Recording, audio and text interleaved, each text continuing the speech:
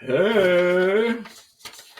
So here's this math stuff, yeah?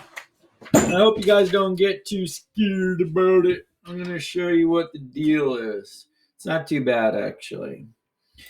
And remember, you don't have to get every single question right. You just have to pass this sucker. How many do you need to get right to pass it?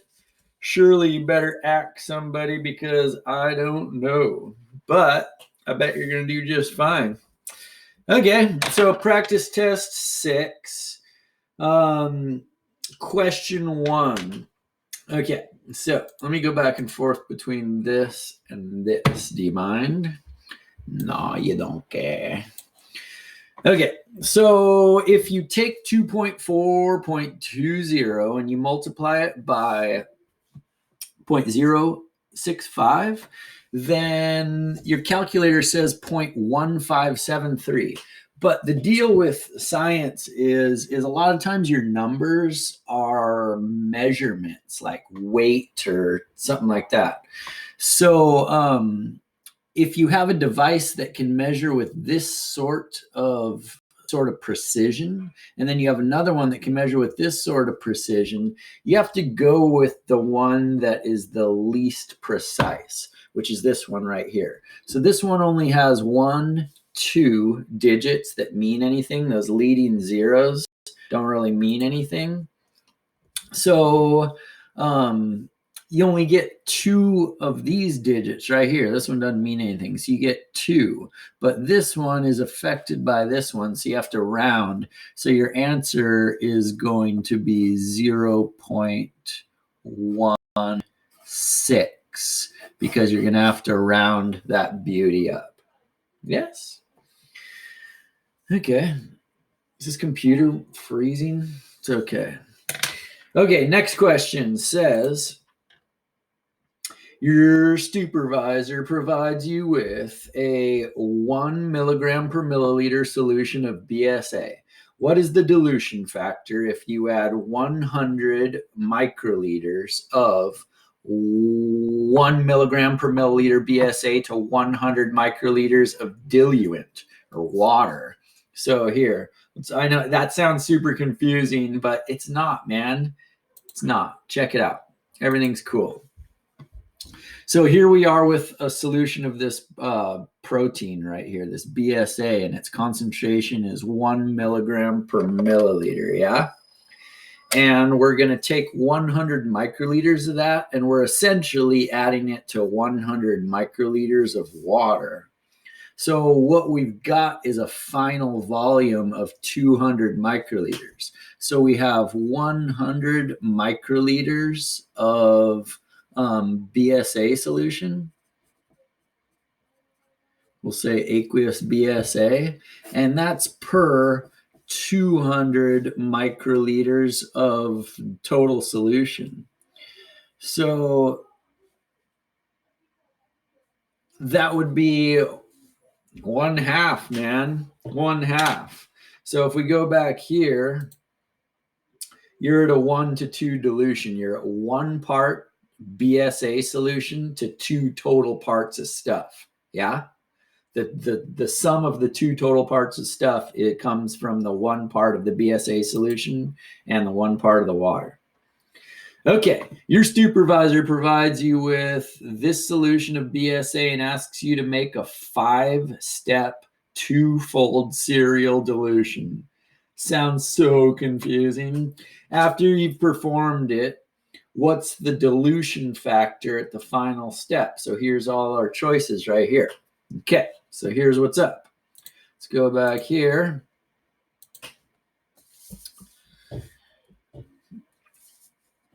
So here you are with your protein solution right here. And what you're going to do is, oh man, how much did they say that you take? They didn't say. It doesn't matter. You're going to take 1 part of this and you're going to add it to 1 part water. And then once you mix that all up, you can imagine that this is going to be half as concentrated as this.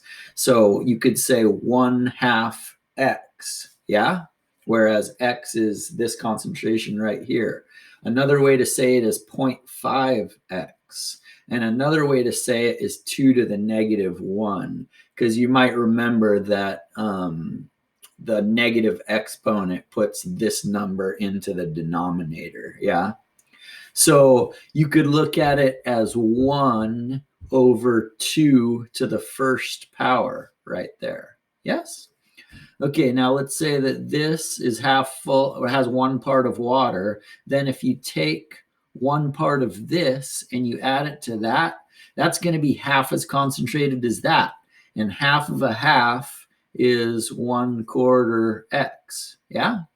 And 1/4 x is the same as 1 over 2 squared, yeah? Which is the same thing as 2 to the negative 2. So don't worry about all this crap too much. Just worry about this. Worry about the pattern. 1/2 to 1/4. This is going to be 1/8. This is going to be 1/16. This is going to be 1/32. Another way to say that is if you look at this 5 right here, it would be 1 over 2 to the negative 5th, like that. So it's a 5-fold serial dilution. Yeah?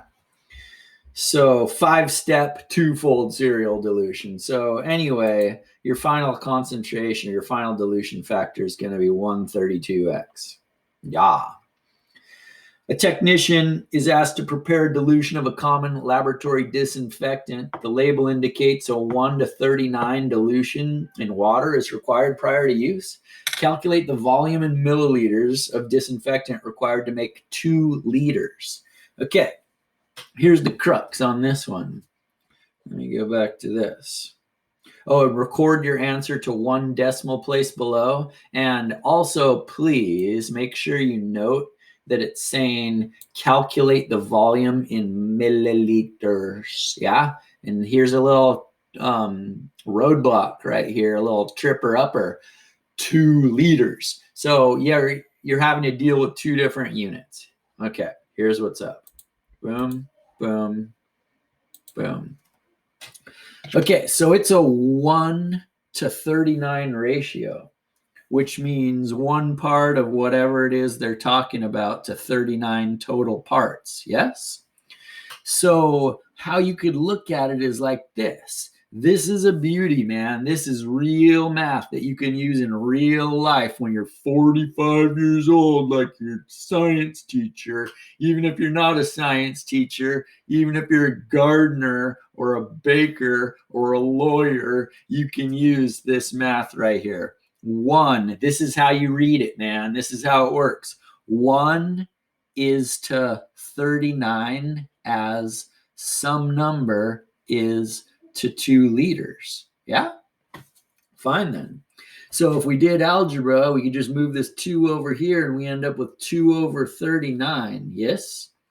So the calculator says this answer right here, but that's in liters. That's right. It is this many liters. That's the answer. But they specifically asked for the answer in milliliters. So you're going to have to move 1, 2, 3 decimal places to turn into milliliters. So your answer is going to be 51.3 milliliters. Yeah. Okay. Question 5. What's the volume? Kindergarten. Looks like 41, 42, 43. Bottom of the meniscus. 43. It says to the nearest whole number. We know that you should write, well, whatever, blah, blah, blah. It asks for the nearest whole number. Boom. Okay.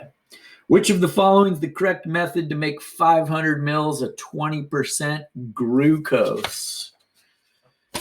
Here, right?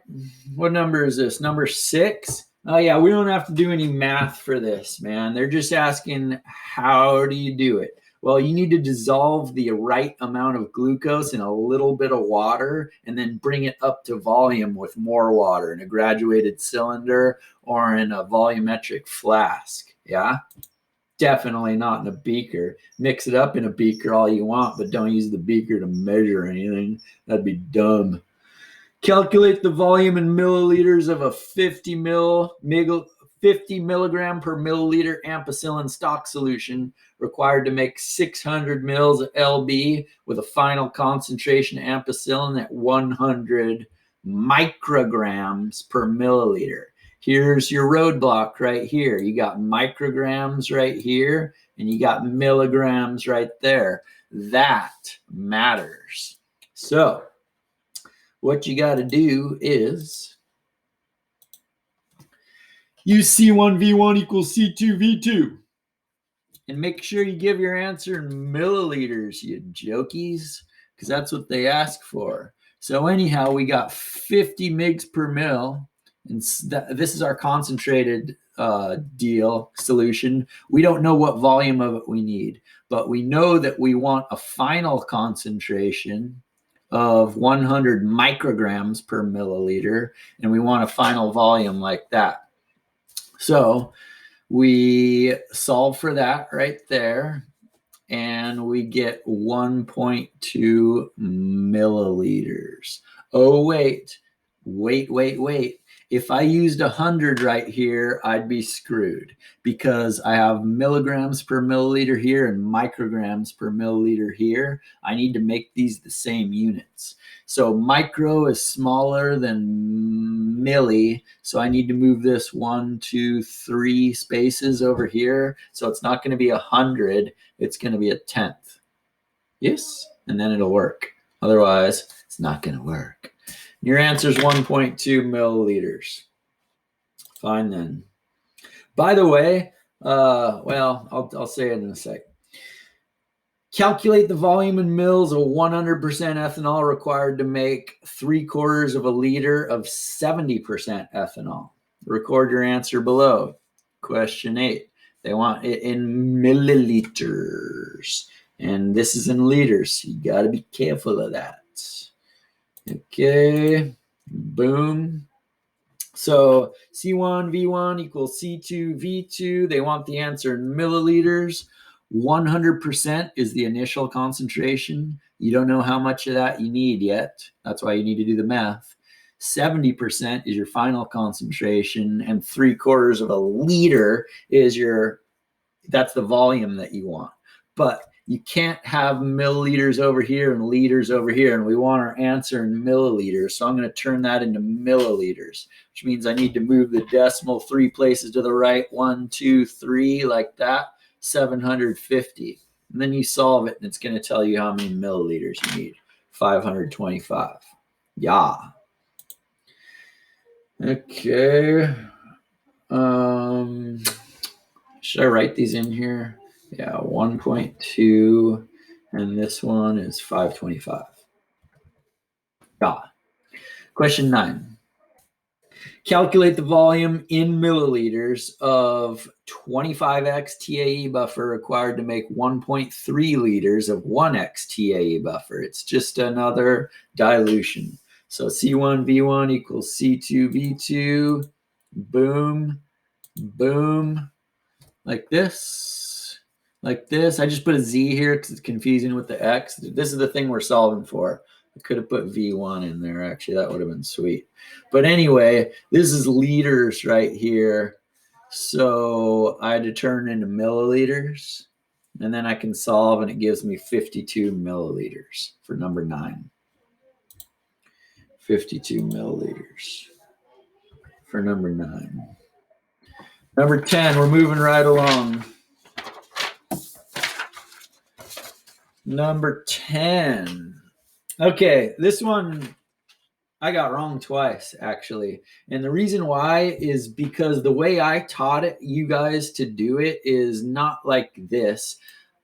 I didn't teach you to add sample loading buffer to a certain amount of sample. I taught you guys to take a little bit of sample and add it to a little bit of sample loading buffer to get your 20 microliters of dyed solution so that you can pipette it in there, because that's what you want, 20 microliters. So just note, if you used your notes, you got an answer that was not right here. So here's why. It's 6x, and we want it to be 1x. So here's what we got to do.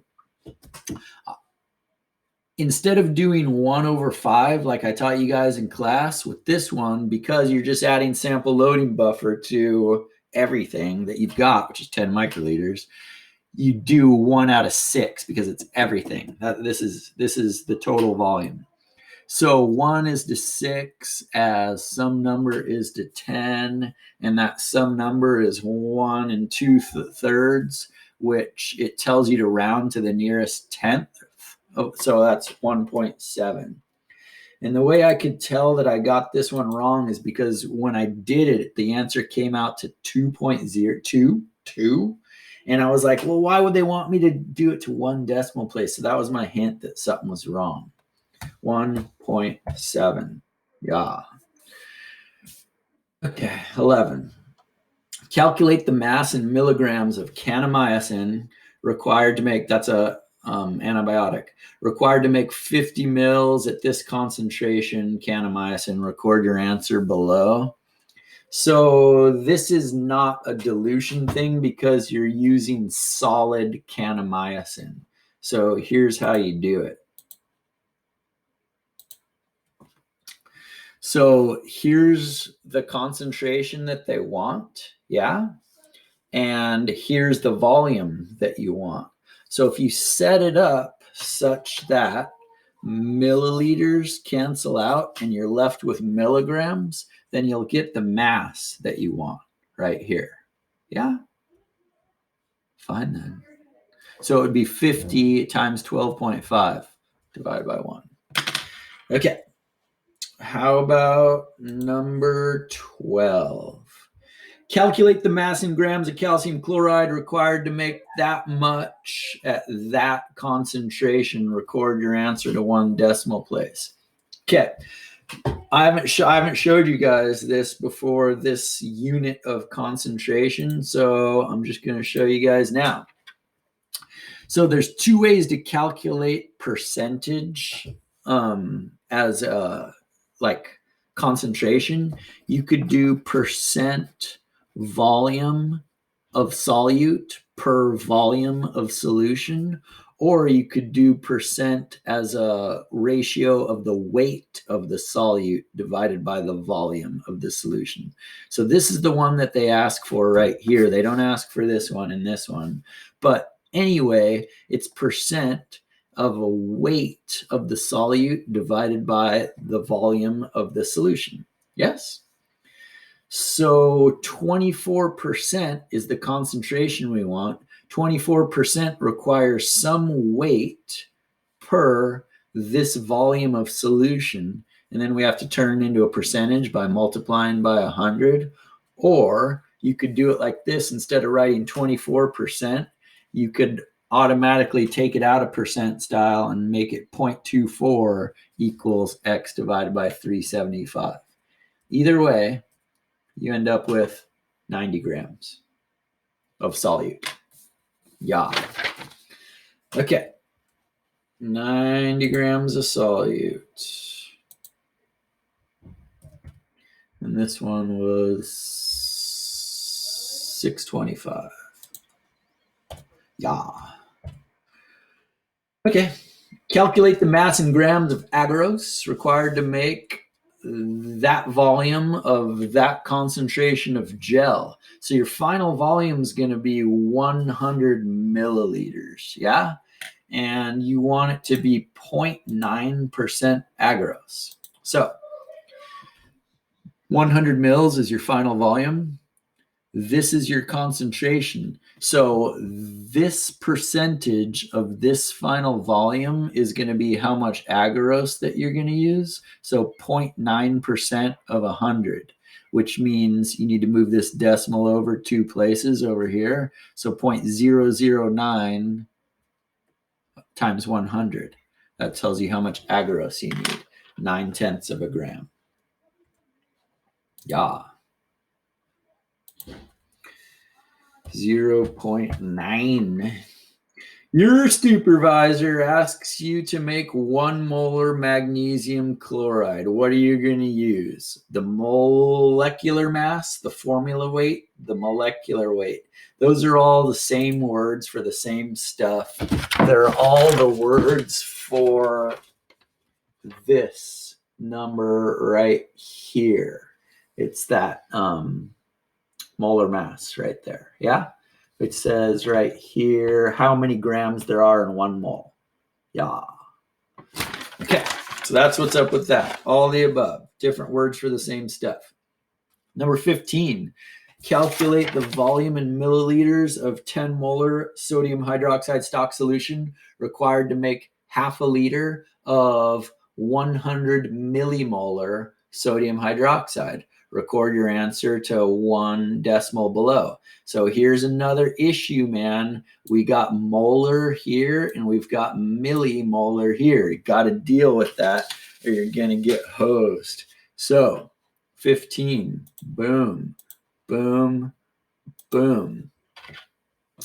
C1V1 equals C2V2. Here is your initial volume. Here's your initial concentration. But here's the problem. This is 100 millimolar and this is 10 molar over here. It's not going to work if you have different units here. These have to be the same units for volume, and these have to be the same units for concentration. So you could either turn this to molar or you could turn this to millimolar. I turn this to molar. Millimolar, that's 1,000th of the base unit, which is molar. So move the decimal 3 places to the left to make it smaller. So 1/10 molar. So the answer ends up being 5 milliliters. But it says to record the answer to 1 decimal place. So we better go 5.0, I guess. Yeah? Fine then. Okay, referring to the reference standard below, determine the concentration of a sample solution with an absorbance reading of 1.3. This is back from applied chemistry when we were using the spectrophotometers all the time. So if you've got an absorbance reading of 1.3, that's right between 1.2 and 1.4. So you come over here to your standard curve, which is right about here, and then you come down. 2.00 e to the negative 4th is the same thing as saying 2 times 10 to the negative 4th. So that's the concentration. So we have to look for 2 times 10 to the negative 4th, which is just 2 with the decimal moved over 4 places. So that's this one right here. Yeah. Question 17, blah, blah, blah, blah. When plotting Beer's law on a graph, this is Beer's law right here. The higher the concentration of solute, the more light gets absorbed. That's what it says, Beer's law. When plotting Beer's law on a graph, should the concentration, the independent variable, be on the x-axis or the y-axis? Well, they already showed us where it should be. They showed us that concentration should be on the x-axis. Ha. Yeah. Submit that quiz, baby. 2 unanswered questions.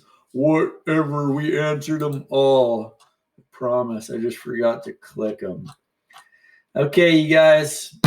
I think those are all right because I checked them. So the math, don't worry. You're going to get more practice, and then you're going to get more practice, and then you're going to take the test, and you're going to get enough right to pass, because that's the deal, because you guys are full-on bosses.